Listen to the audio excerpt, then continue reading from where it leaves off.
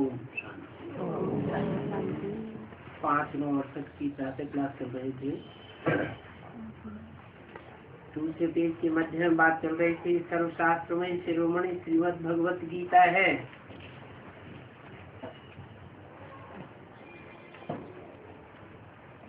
शिरोमणि अर्थात सिर के ऊपर रखने वाली मणि, जैसे आत्मा रूपी मणि सर्वोच्च है, इस शरीर में सबसे ऊंची सत्ता आत्मा रूपी मणि की है। ऐसे ही जितने भी शास्त्र हैं, चाहे हिंदुओं के हैं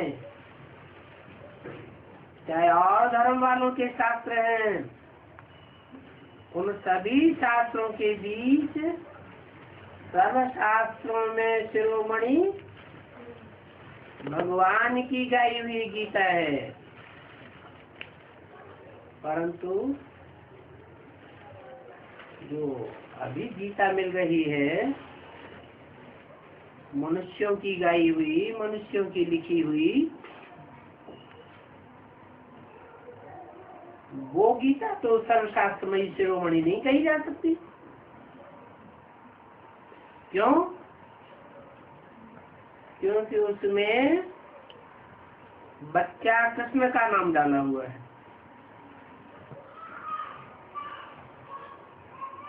बच्चा कृष्ण वो बच्चा है जो नई सृष्टि का पहला पत्ता है, और उस नई सृष्टि के पहले पत्ते को जन्म देने वाला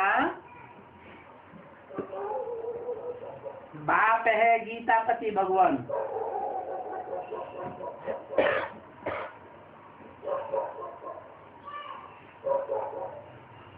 वो पिता है और गीता माता है। जो भगवान पिता है, उस भगवान बाप की जगह गीता में माता का नाम डाल देना और माता के बच्चे को पति बनाए देना, ये तो बड़ा भारी जुल्म हो गया।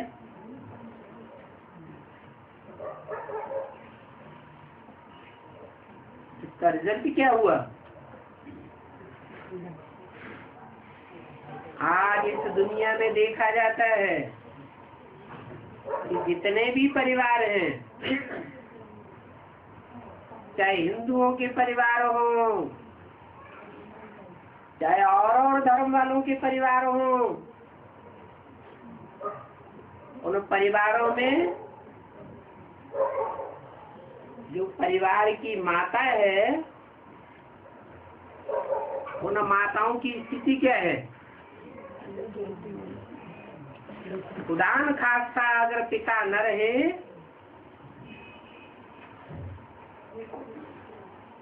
तो बच्चे माता के ऊपर पूरा कंट्रोल करके बैठते हैं। जैसे कृष्ण गीता का भगवान बन करके बैठ गया, माता भी उसे अपना सब कुछ मानती है। बड़े प्यार से पूरे कंट्रोल में रहती है।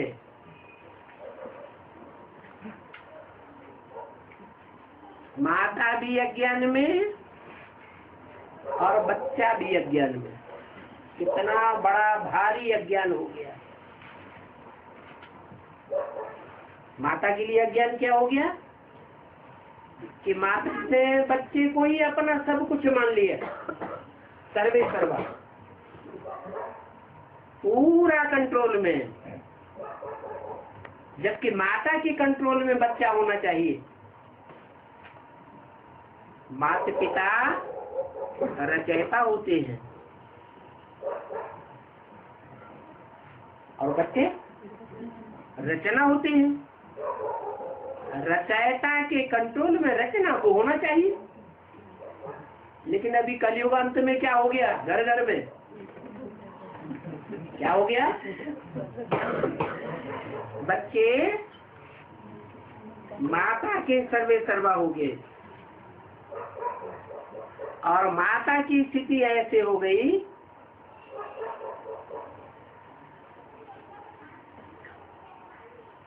जैसे कि पति के सामने माता की स्थिति होती है। Full control.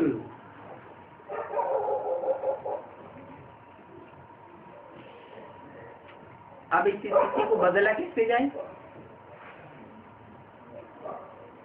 जड़ कहाँ से शुरू हुई?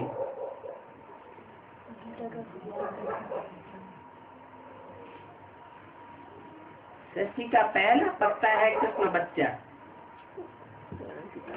भक्ति मार्ग में कृष्ण की पूजा होती है। बड़े के रूप में पूजा होती है या बच्चे के रूप में पूजा होती है? बच्चे के रूप में पूजा होती है।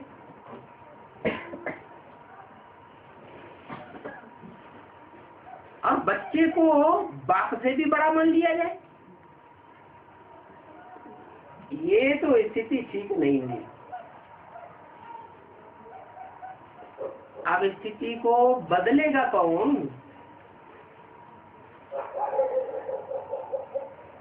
ये मनुष्य सत्य रूपी झाड़ तो 84 जन्म चलता है, 5000 वर्ष तक चलता है।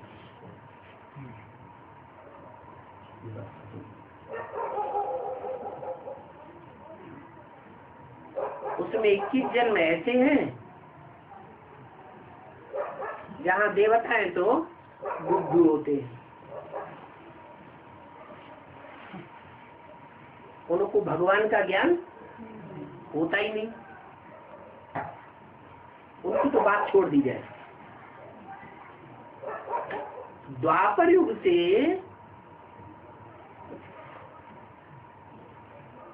जब बुद्धूपना खत्म होता है,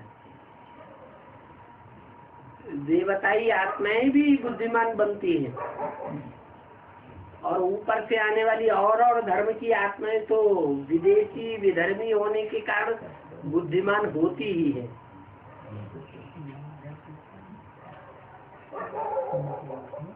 उस समय ये अंधकार शुरू हो जाता है। बुद्धिमान होते हुए भी क्या अंधकार शुरू हो जाता है कि गीता का भगवान कृष्ण हो जाता है। ये द्वैतवाद शुरू हो गया। परिवार की सत्ता एक हाथ में होनी चाहिए या 2 हाथ में? बाप के हाथ में होनी चाहिए और बाप की जगह सत्ता किसी दूसरे की मान ली जाए तो द्वैत पैदा हो गया ना। यहीं से द्वापर युग से द्वैत पैदा हुआ। ऐसे नहीं कि दूसरे धर्म का कोई धर्म पिता इब्राहिम आया तब से द्वैत पैदा हुआ, नहीं। भारत के अंदर से ही द्वैतवाद पैदा हो गया।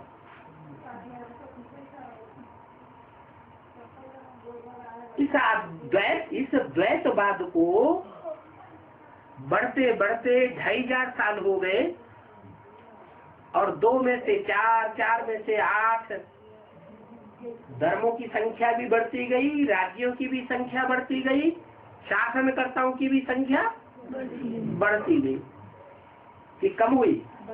बढ़ती गई। दुनिया में देश कितने हो गए? दुनिया में राजाएं कितने हो गए? दुनिया में धर्म कितने हो गए? धर्म पिताएं कितने हो गए? तो झगड़ा बढ़ेगा या घटेगा? भले भारत में मानते रहे, शास्त्रों में भी लिखते रहे वसुधैव कुटुंबकम, सारी वसुधा, सारी दुनिया हमारा कुटुंब है, परिवार है, लेकिन सत्ता अलग अलग हाथों में बटी हुई है। धर्म की जो धारणाएं हैं वो सबकी बुद्धि में अलग अलग प्रकार से बैठी हुई है। तो ये द्वैतवाद का इतना विस्तार हो गया कि घर घर में झगड़े हैं। कोई घर ऐसा नहीं होगा, कोई परिवार ऐसा नहीं होगा जिसकी सारी सत्ता एक हाथ में हो।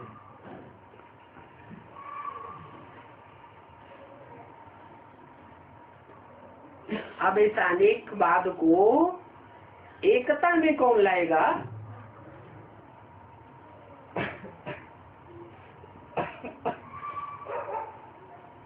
एक तो सत्य है और अनेक असत्य है।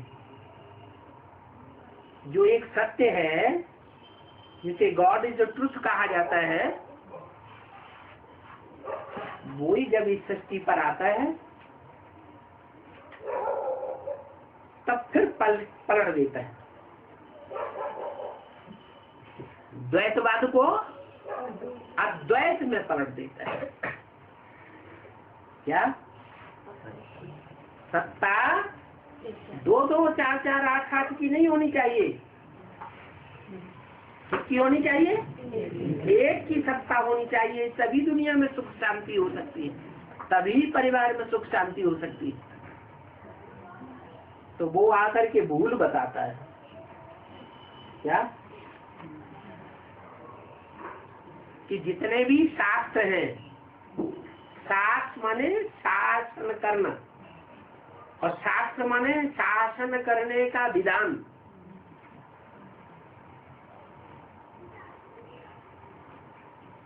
और शासक माने शासन करने वाला राजा।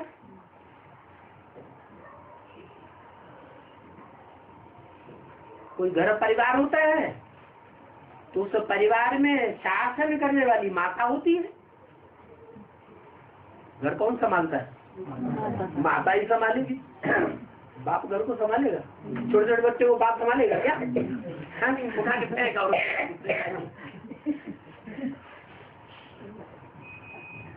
तो घर की शासन सत्ता माता के हाथ में ही होती है और बाहर बाप संभालता है। तो भगवान बाप जब आते हैं तो इस द्वैतवाद की दुनिया को पलट के रख देते हैं, ज्ञान सुना करके। वो ज्ञान पहले पहले कौन सुनता है? द्वैतवादी दुनिया को पलट करके अद्वैत में बदलना। सारी वसुधा एक कुटुंब बने, परिवार बने, सब एक बाप के बच्चे बने, सबके अंदर आत्मा आत्मा भाई भाई का भाईचारा पैदा हो। इसके लिए जब भगवान आता है इस सृष्टि पर तो वो निमित्त किसको बनाता है? क्योंकि भगवान तो निराकार है। गलती से गीता में साकार का नाम डाल दिया है। क्या?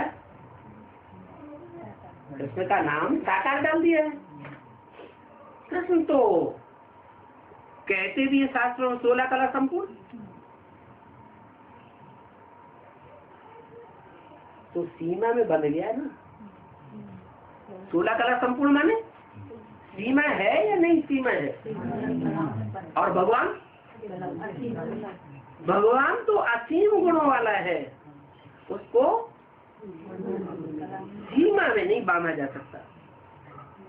भगवान के गुणों में और देवताओं के गुणों में तो बहुत अंतर है। क्यों? क्योंकि गीता में ही लिखा हुआ है। तो शास्त्रीय गीता है, मनुष्यों की बनाई, उसी में लिखा हुआ है कि भगवान ने नर अर्जुन को नारायण बनने का ज्ञान दिया। तो नर अर्जुन बड़ा ज्ञान लेने वाला या ज्ञान देने वाला भगवान बड़ा? भगवान बड़ा। नारायण 16 कला संपूर्ण। क्या? नारायण 16 कला संपूर्ण। और उसको बनाने वाला भगवान कितने कला होगा? वो तो कलातीत होना चाहिए।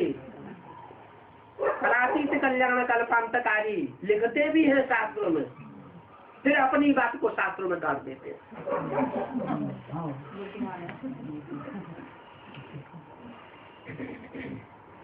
कीर्तन भी गाते हैं, हे कृष्ण नारायण वासुदेव, कृष्ण को भी कहते हैं, फिर उसे नारायण भी कहते हैं। कृष्ण को भी 16 कला संपूर्ण मानते हैं, नारायण को भी 16 कला संपूर्ण मानते हैं।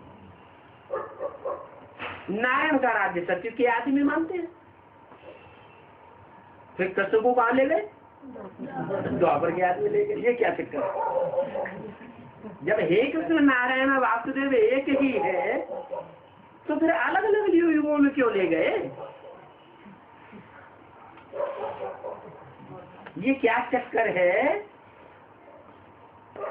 ये चक्करी को खत्म करने के लिए भगवान आकर के ज्ञान देते हैं कि अरे हर युग में भगवान को आने की दरकार नहीं है। फिर द्वापर युग में कृष्ण के रूप में आए, त्रेता में राम के रूप में आए, सतयुग के आदि में हिरण्यकश्यप को वो क्या नाम मारने के लिए नरसिंह अवतार के रूप में आए। ऐसी कोई जरूरत नहीं है भगवान को आने की, बार बार आने की। वो सारी सृष्टि का पिता है, तो पिता सृष्टि रूपी मकान को एक बार बनाएगा या बार बार बनाएगा?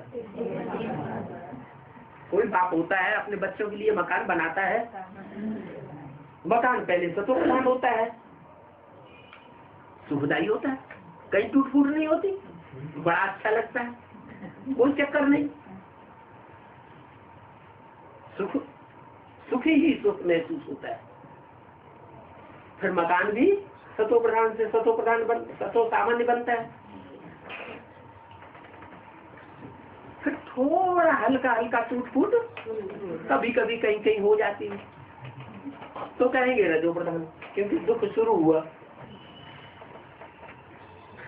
फिर वो दुख बढ़ते बढ़ते इतना बढ़ जाता है कि मकान चारों तरफ से चटकने लगता, टूटने लगता, दीवारें फटने लगती, लेंटर फटने लगता, तो सब दुखी हो जाते बच्चे। ऐसे ही इसे सृष्टि रूपी मकान की भी हालत है। ये भी 4 अवस्थाओं से प्रसार होता है। सतयुग है सतो प्रधान, कलयुग है तमो प्रधान। जब सृष्टि रूपी मकान की तमो प्रधान हालत हो जाती है और सब बच्चे आवाज लगाते हैं कि दुख है दुख है दुख है, कोई ये नहीं कहता कि हम तन से, मन से, धन से, समय, संपर्कियों से और संबंधियों से सदा सुखी है।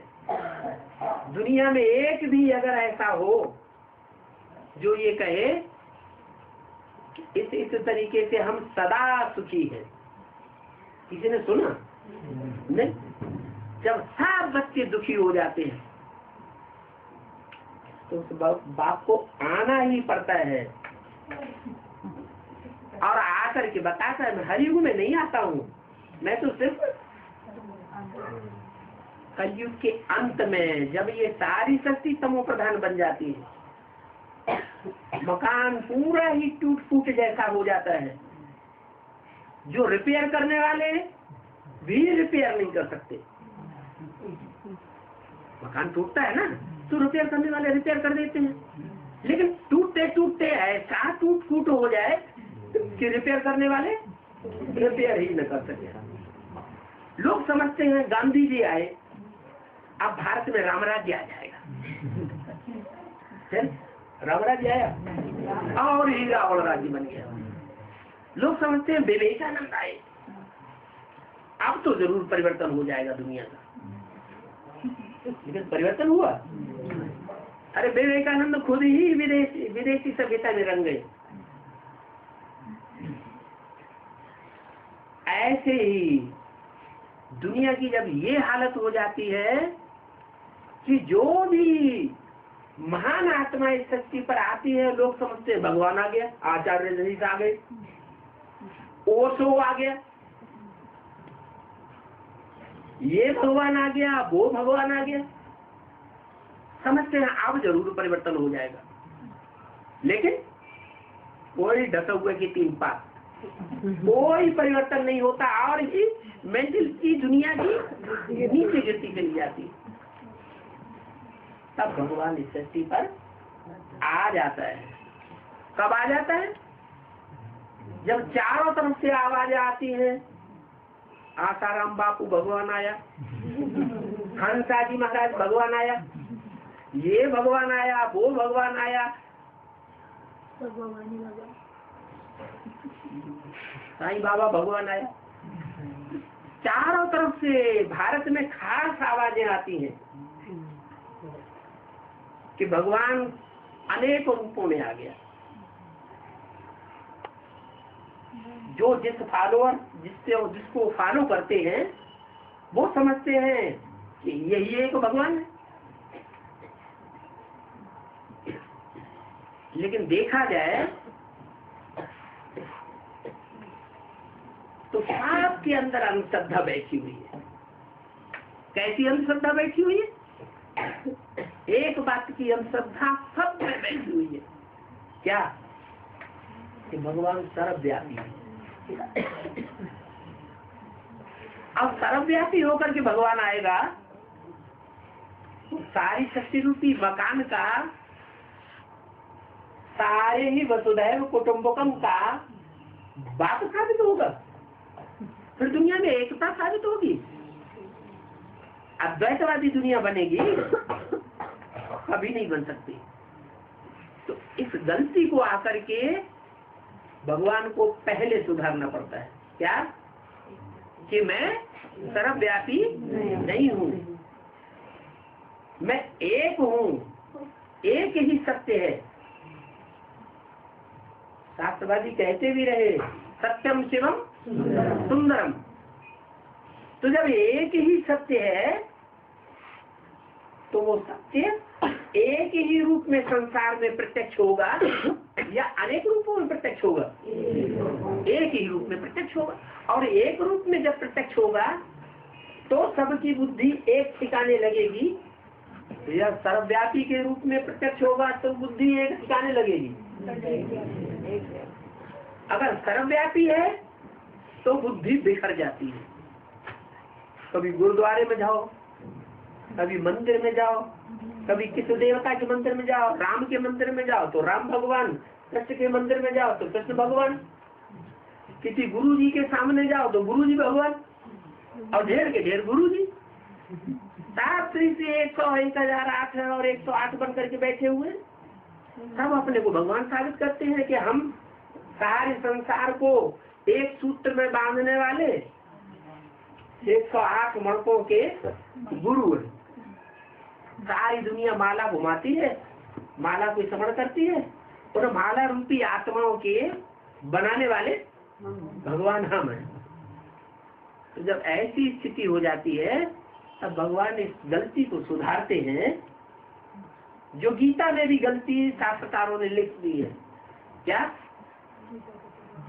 उसका अर्थ बताया कि मैं सर्वव्यापी हूँ, जबकि गीता में ये गलती है नहीं। गीता में तो साफ एक पूरा ही श्लोक आया हुआ है, मैं कहाँ का वासी हूँ? जब मैं एक हूँ तो एक ही घर होगा या अनेक घर होंगे? एक ही घर है। मैं आत्माओं का बाप हूँ, मैं शरीरों का बाप नहीं हूँ। तुम जो बिंदु बिंदु आत्माएं हो, उन बिंदु बिंदु आत्माओं का बाप एक मैं बिंदु आत्मा शिव हूँ। फर्क यह है कि तुम आत्माएं जब शरीर धारण करती हो तो तुम बच्चों के अलग अलग जन्मों में अलग अलग नाम पढ़ते हैं, और मैं शरीर धारण करता हूँ तब भले नाम बदल जाता हो, लेकिन मेरा नाम सदैव एक ही है, शिव। मेरा नाम कभी बदलता नहीं। हाँ, मुकर्रर रथ में प्रवेश करता हूँ तो भी उस रथ के साथ मेरा नाम जुड़ा रहता है, शिव शंकर भोलेनाथ। मैं तुम बच्चों को आकर के नर से नारायण अर्थात मनुष्य से देवता बनाता हूँ।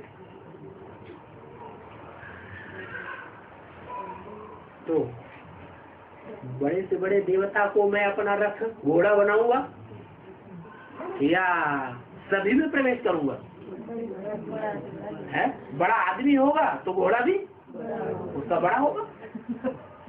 बड़े आदमी के घर में फर्नीचर देखो जाके, बढ़िया फर्स्ट क्लास फर्नीचर होगा या ऐसा ही होगा साधारण? बढ़िया फर्स्ट क्लास फर्नीचर होगा।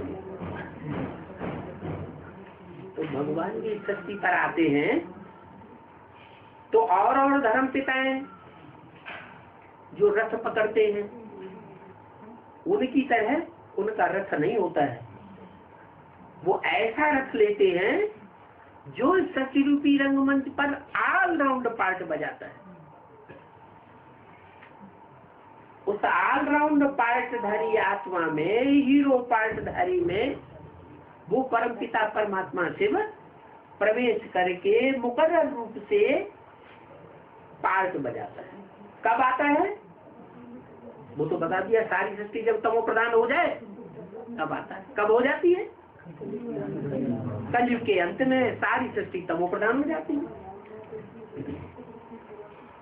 अनेक वाद और वाद विवाद बहुत बढ़ जाते हैं, घर घर में झगड़ा। तब उस दुखी सृष्टि को सुखी बनाने के लिए आता हूँ। आकर के पहली पहली गलती सुधार देता हूँ कि मैं सर्वव्यापी नहीं हूँ।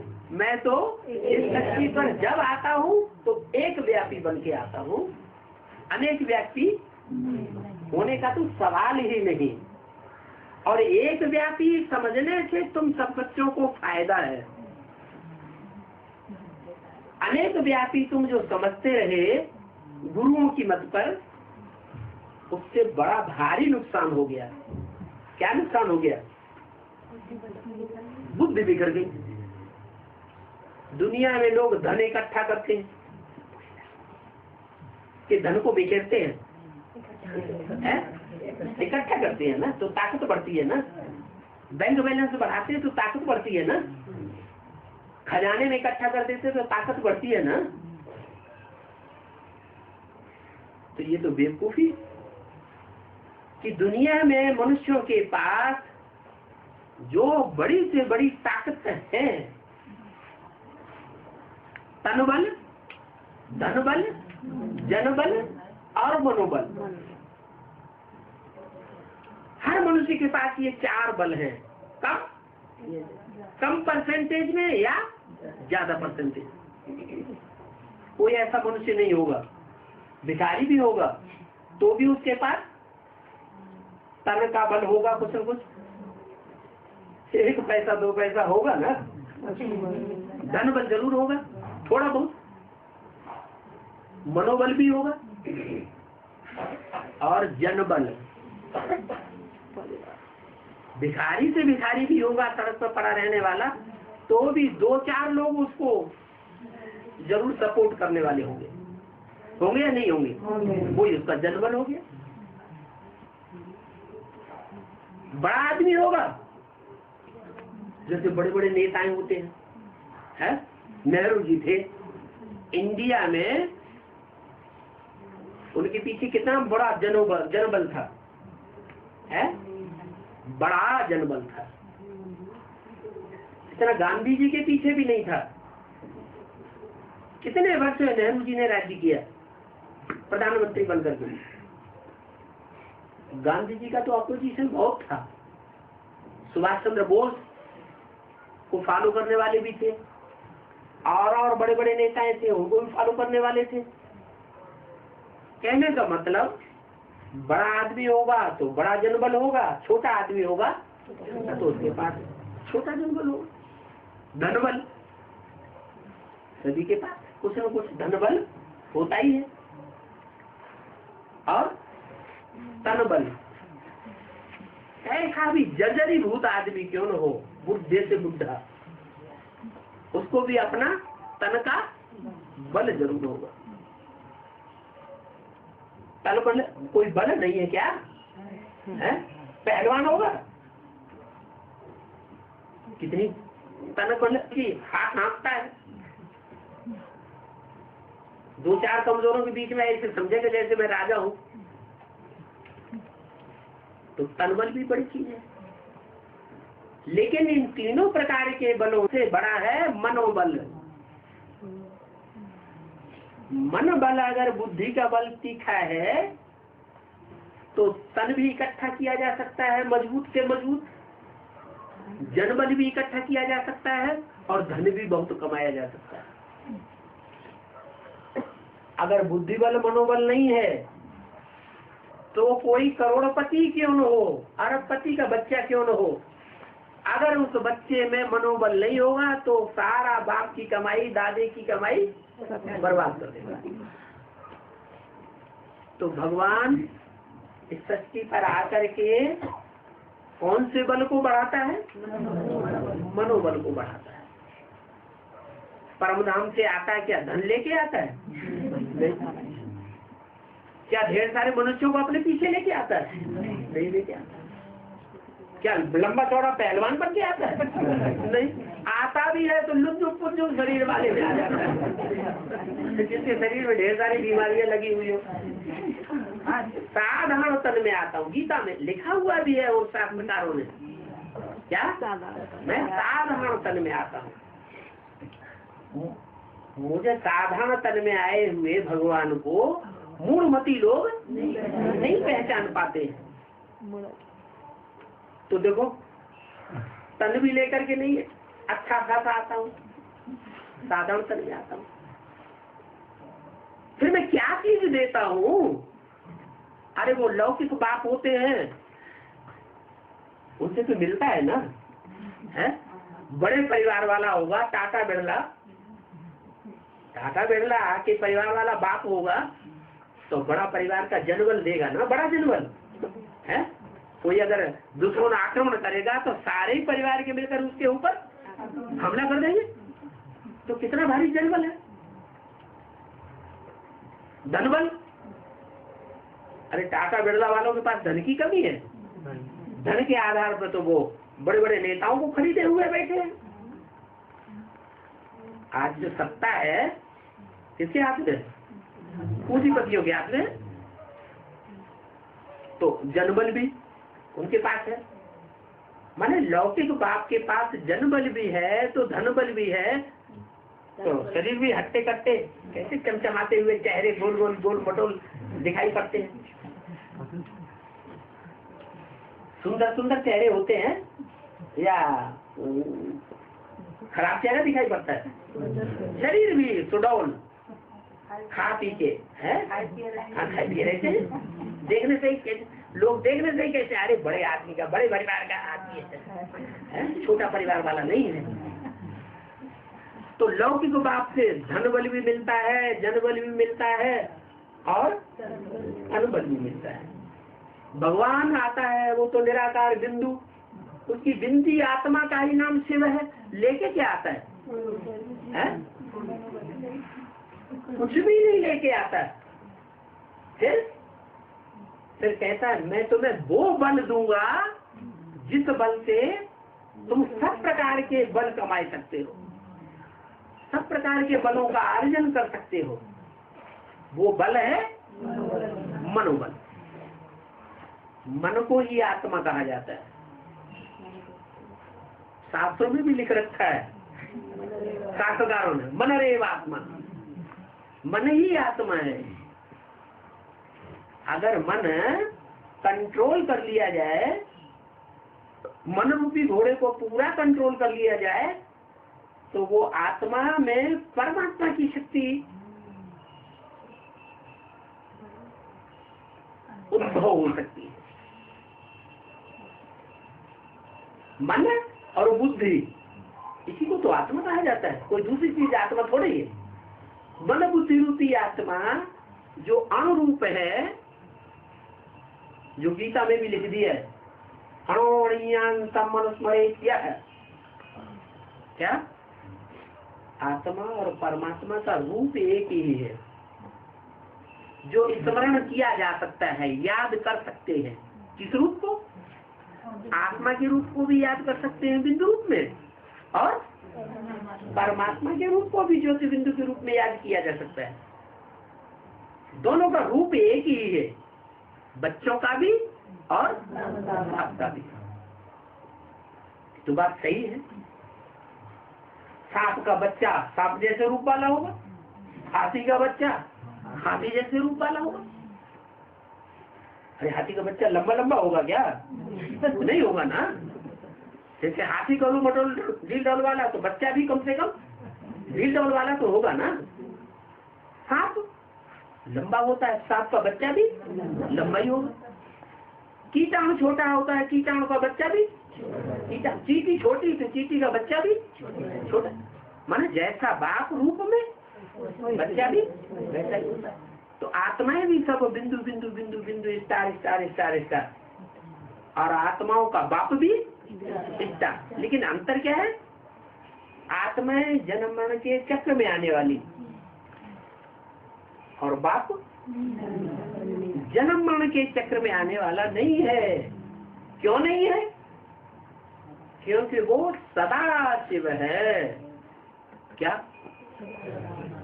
शिव के साथ शंकर का नाम जोड़ा जाता है, जिस शंकर को देवदेव महादेव कहते हैं। बड़े से बड़ा देवता है क्या? लेकिन वो भगवान नहीं है। शिव का नाम पहले, शंकर का नाम बाद में। क्यों? जब वो बाप है और वो शिव का बच्चा है। सदा शिव कहते हैं, सदा शंकर किसी ने सुना? क्यों नहीं कहते हैं? सदा शंकर कैसे कहें? वो सदा एक जैसा कहाँ है? हाँ? कभी तो वो विश्वनाथ कहलाता है, सारे विश्व का नाथ बन जाता है, और कभी तो फकीर दिखाई पड़ता है। क्या? फकीर भी है, राम राजा राम प्रजा राम साहूकार। लोग कहते भी हैं कि राम वाली आत्मा राजा भी बनती है, साहूकार भी बनती है, और राम की आत्मा प्रजा वर्ग में भी चली जाती है। सब प्रकार के पार्ट राम वाली आत्मा में भरे हुए हैं। बीज में जो संस्कार होंगे वो सारे वृक्ष में संस्कार भरे होंगे। क्या अंतर होता है? नीम का बीज कड़ुआ तो जड़ें भी कड़वी, तना भी कड़ुआ, टहनियां भी कड़वी, पत्ते भी कड़ुए, फूल भी कड़ुआ, फल भी कड़ुआ। फिर उसमें बीज निकलता है, वो बीज फिर भी कड़ुआ। माना इस सत्य रूपी वृक्ष का जो बीज है, मनुष्य सत्य रूपी वृक्ष का बीज, उसमें सब तरह के संस्कार भरे हुए, अच्छे से अच्छे संस्कार भी भरे हुए हैं और बुरे से बुरे भी संस्कार भरे हुए हैं।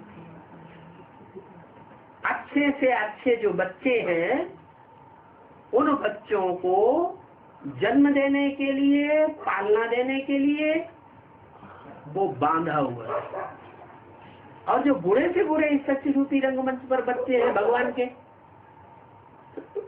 उन बुरे बच्चों को भी कंट्रोल करने के लिए बांधा हुआ है। नहीं तो उनको कौन कंट्रोल करेगा? दुनिया में इतने बड़े बड़े पापी तैयार हो गए हैं, जिनकी बुद्धि में कैसे कैसे विचार आते हैं। ऐसी चीज बनाएंगे जो सारी दुनिया को खलास कर देते। अरे इतना गुस्सा भरा हुआ है, कैसा घातक संकल्प। जिस डाली पे बैठे हुए हैं वही डाली काटा चल जा रहा है। ये डाली कैसी है, खराब है, इसको हम खत्म कर देंगे। पागल हो जाते हैं क्रोध में। तो ऐसे बच्चों को भी कंट्रोल करने के लिए वो क्रोधियों का भी बाप बन के आता है। कैसे भी कामी से कामी बच्चे हों, न कामी बच्चों का भी बाप बन के आता है। हरामियों के लिए हरामी और देवात्माओं के लिए बड़े से बड़ा देवात्मा। सारी शक्ति का एक ही बीज, मनुष्य शक्ति का एक बीज उस एक बीज में वो निराकार सदाशिव प्रवेश करता है और प्रवेश करके उसके अंदर कमजोरियां होंगी कि नहीं होंगी? हैं? दुनिया के मुकाबले ज्यादा कमजोरियां होंगी या कम होंगी? हैं? ज्यादा ही होंगी। और उसके अंदर अच्छाइयां भी ज्यादा ही होंगी। कभी मर्ज हो जाए और कभी इमर्ज हो जाए, वो बात अलग है, लेकिन उस बीज के अंदर है सब कुछ समाया हुआ। ऐसे उस मुकर्रर रथ में वो परमपिता परमात्मा सेवक प्रवेश करते हैं और प्रवेश करके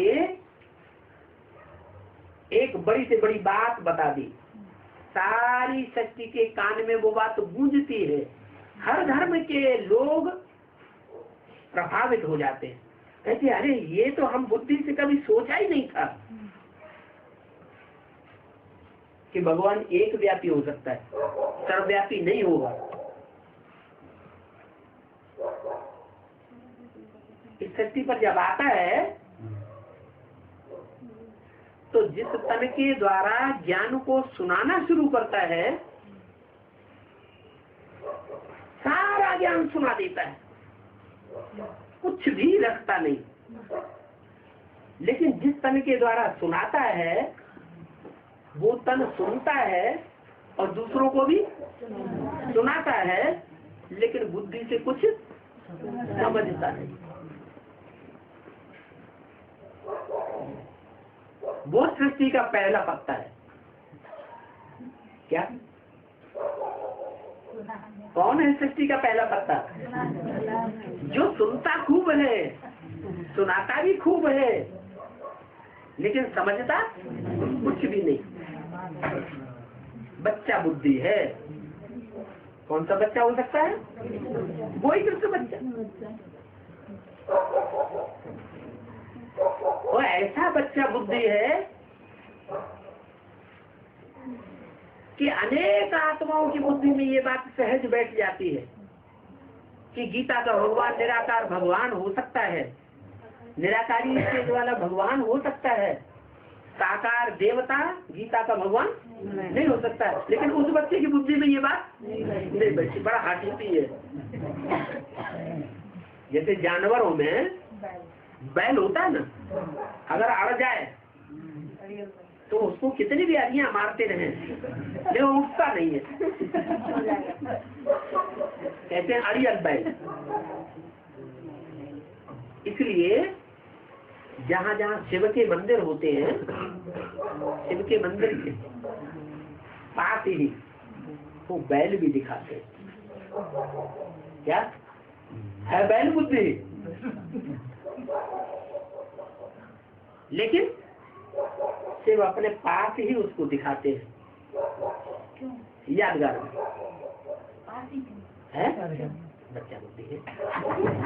देखो कोई पाप करता है, बड़ा आदमी पाप करेगा और छोटा बच्चे से पाप हो जाए।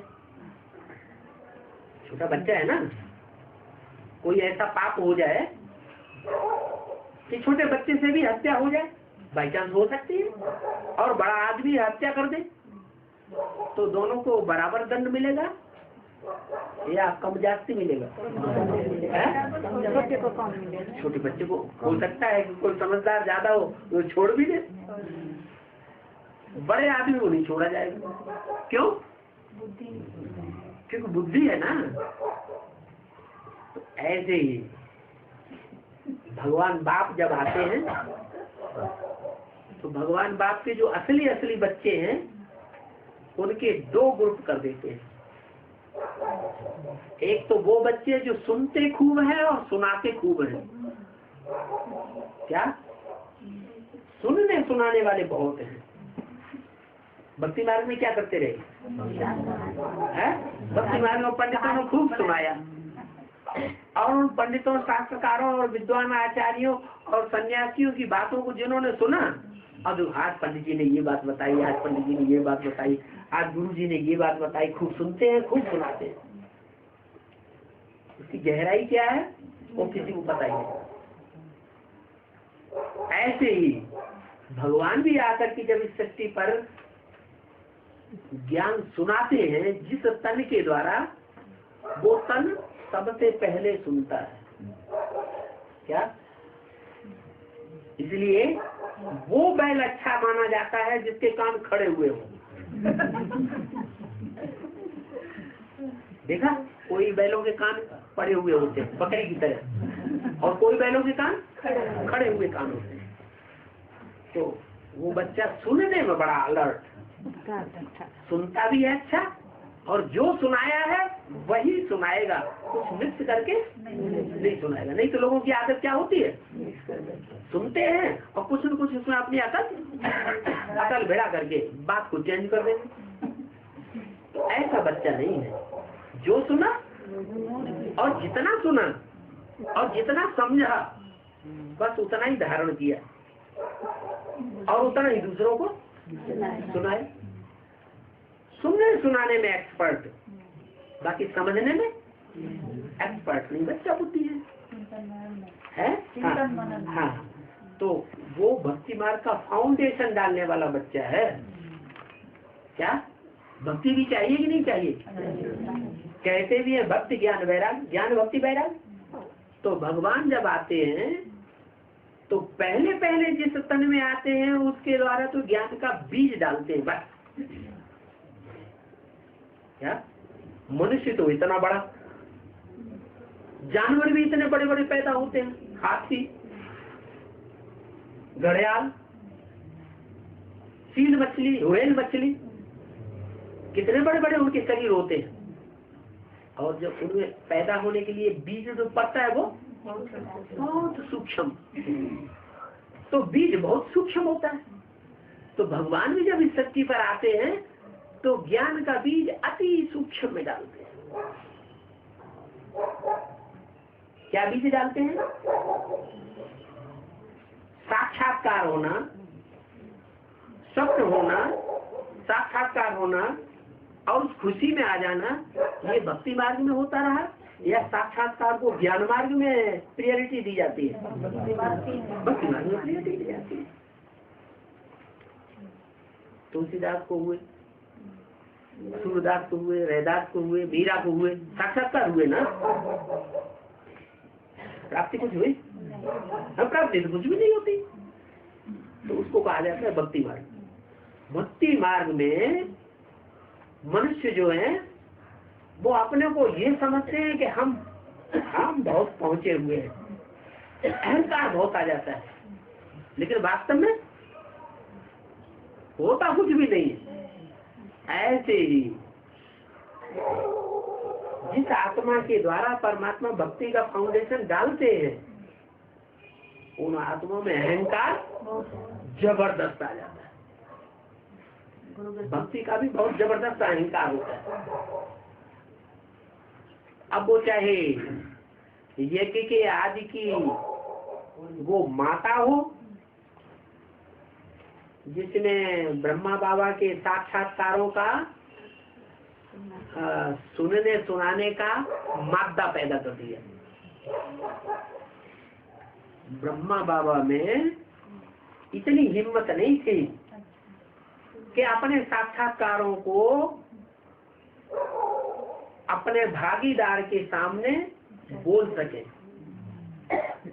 क्यों हिम्मत नहीं थी? क्योंकि समझते थे बड़ा होशियार आदमी है। ब्रह्मा बाबा इतने रत्नों के पारखी नहीं थे।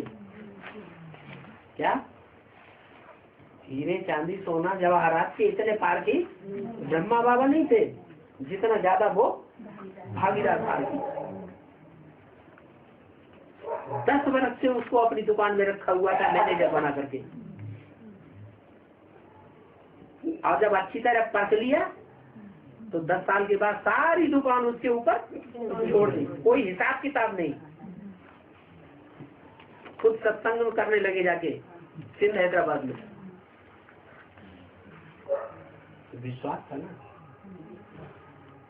विद्वान आदमी समझा ना, पारखी आदमी समझा ना। जब साक्षात्कार हुए तो गुरु से पूछा, गुरु ने हमें नहीं पता क्या होता है, इसका अर्थ क्या। विद्वान पंडित आचार्यों के पास गए वाराणसी में, वहां भी कोई से जवाब नहीं मिला। साफ अनभिज्ञता जाहिर कर दी, हमें नहीं मालूम इसका अर्थ क्या होता है। तो बुद्धि ठनकी, अरे हम कहाँ चक्कर काट रहे हैं। अपने जीवन के अनुभव के आधार पर उन्होंने देखा कि हमारे जीवन में सबसे ज्यादा सच्चा और सबसे ज्यादा पारखी, सबसे ज्यादा अनुभवी और सबसे ज्यादा सच्चा विद्वान अगर कोई है तो हमने किसको परखा? हमारा साझीदार जैसा हमें मिला ऐसा कोई मिला, वहीं पहुंच गए। और वहां पहुंचते ही परमात्मा शिव ने उसमें प्रवेश किया और प्रवेश करके सारे अर्थ बता दिए, ज्ञान का बीज डाल दिया। क्या बीज डाला? अब नई दुनिया बनने वाली है, पुरानी दुनिया नष्ट होने वाली है, और ब्रह्मा के रूप में अमुक व्यक्ति जिसको साक्षात्कार हुए, इसके द्वारा कार्य चलेगा। ब्रह्मा से ब्राह्मण पैदा होंगे। क्या? इंजीनियर से इंजीनियर पैदा होते हैं, डॉक्टर से डॉक्टर पैदा होते हैं, तो ब्राह्मण किससे पैदा होंगे? ब्रह्मा से ब्राह्मणों की शक्ति शुरू होगी। तो प्रैक्टिकल में देखने में आता है ना कि दुनिया में चारों ओर जो ब्रह्मा कुमारी आश्रम फैल गए हैं, नंबरदार ब्राह्मण तो तैयार हुए। चलो अच्छे से अच्छे सब नहीं, अनेक प्रकार के ब्राह्मण हैं, नवपुरियों के, लेकिन पैदा तो हुए। देवता नहीं बना कोई, ब्राह्मण तो देवता तो कोई नहीं बना, लेकिन ब्राह्मण तो बन गए। तो ब्रह्मा से ब्राह्मण पैदा हुए, लेकिन ब्रह्मा की पूजा नहीं होती, ब्रह्मा की मूर्तियाँ नहीं बनती, ब्रह्मा के मंदिर नहीं बनते। क्यों नहीं बनते? क्योंकि प्राप्ति जिससे होती है उसका गायन होता है, उसका पूजन होता है। और प्राप्ति प्योरिटी से होती है या इम्प्योरिटी से प्राप्ति होती है? दुनिया के सारे काम प्योरिटी से होते हैं। आज भी जो दुनिया चल रही है, जैसी भी ढचर मचर चल रही है, उसमें कुछ न कुछ आत्माएं, पवित्र आत्माएं काम कर रही है।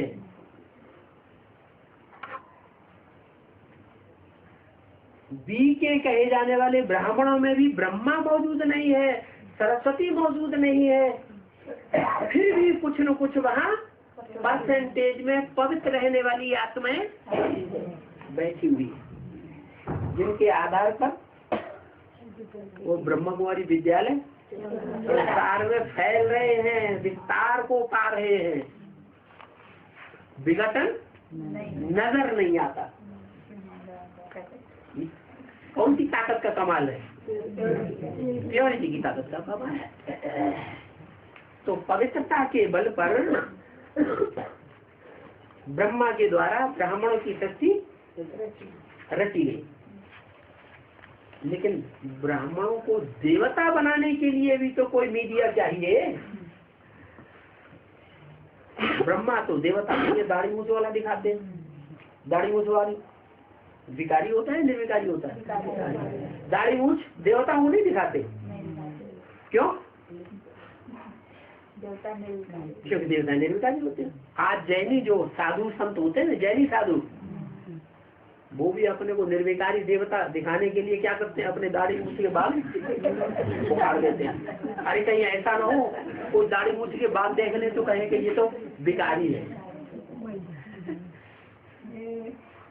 तो दाढ़ी मूछ के बाल भी नहीं दिखाते। तो ब्रह्मा को देवता नहीं कहेंगे। क्या? भक्ति मार्ग में कह देते हैं, क्या क्या कह देते हैं? ब्रह्मा देवताय नमः कहते हैं, ब्रह्मा देवताय नमः, विष्णु देवताय नमः बोलते हैं ना। लेकिन जो भक्ति मार्ग में ब्रह्मा देवताय नमः कहते हैं, वो आखिरी संपन्न स्टेज का गायन है या बीच की और आदि की स्थिति का गायन है? अंत में ब्रह्मा जब 100% ब्रह्मा की स्टेज पर पहुंचता है, ब्रह्मा तो विष्णु बनने की स्टेज पर पहुंचता है, उस समय उसको देवता कहा गया। उस सेकंड वो ही गायन शास्त्रों में चलता है, ब्रह्मा देवताय नमः। बाकी ब्रह्मा कोई देवता होता नहीं। पुरुषार्थी जीवन में ब्रह्मा को देवता कहेंगे ही नहीं। क्यों क्यों नहीं कहेंगे? क्योंकि ब्रह्मा की बुद्धि में ये बात बैठती ही नहीं कि गीता का भगवान वास्तव में निराकार है, निराकारी स्टेज वाला है। कोई भी साकारी स्टेज वाला गीता का भगवान नहीं हो सकता। और ये बात उनकी बुद्धि में बैठती नहीं। क्यों? क्योंकि ब्रह्मा के जितने भी फोटो खींचे गए वो साकारी आंखें देखने में आती है या निराकारी स्टेज धर्म पिताओं की तरह, क्राइस्ट, बुद्ध, गुरु नानक की तरह निराकारी स्टेज देखने में आती है? जितने भी फोटो होंगे सारे ही साकारी स्टेज वाले, बुद्धि जैसे नीचे रखी हुई है। और धर्म पिता तो निराकारी स्टेज वाले, निराकारी दुनिया से तुरंत उतरते हैं और पहले जन्म में वो निराकारी स्टेज का ही पार्ट बजाते हैं। निराकारी, निर्विकारी, निरहंकारी, इसलिए सारी दुनिया में उनका नाम बाला हो जाता है। नाम बाला होने का कारण क्या? नई नई आत्मा आती है, निराकारी स्टेज वाली आती है, निर्विकारी होती है, विकार उसमें होते नहीं, तो संसार में नाम बाला हो जाता है। तो ब्रह्मा का नाम बाला इस सृष्टि पर होता नहीं। सिर्फ उनकी यादगार जो अजमेर है, क्या अजमेर में एक मंदिर बना हुआ है ब्रह्मा का, वहाँ पुजारी लोग उनकी पूजा करते हैं। बाकी दुनिया में न कहीं मंदिर है, न मूर्तियां हैं, न कोई पूजा करता है। वो अजमेर क्यों? आज माने बकरा, बकरी, और मेरा माने मेरा, मैं वो बालों वाला ऊन होती है जिसके शरीर पर, बेटा भेड़ बकरी। वो भेड़ बकरियों का देश जो है वहाँ ब्रह्मा की पूजा होती है और वहाँ बड़े बड़े मेले भी होते हैं, उर्स मनाते हैं। लेकिन वो मेला लगाने वाले मुसलमान होते हैं, हिंदू होते हैं। मुसलमानों का बड़ा उर्स का मेला लगता है। तो ये यादगारें सब कहाँ की हैं? ब्राह्मणों की संगमी की दुनिया में बीके वाले ऐसा ही पार्ट बजाए रहे हैं कि एक बकरी गड्ढे में जाती है तो सारे उसको फॉलो करते हैं। हम किसी की बात सुनने वाले नहीं है, सब गड्ढे में जाते हैं।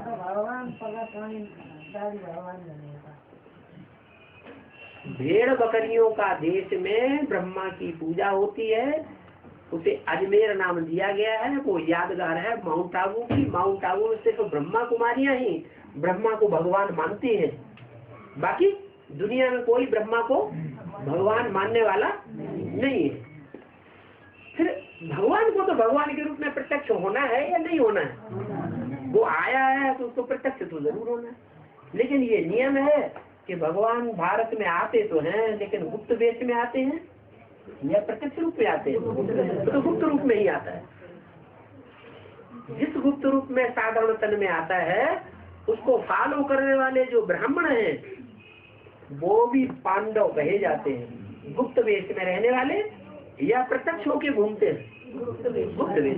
दुनिया उनको नहीं जानती।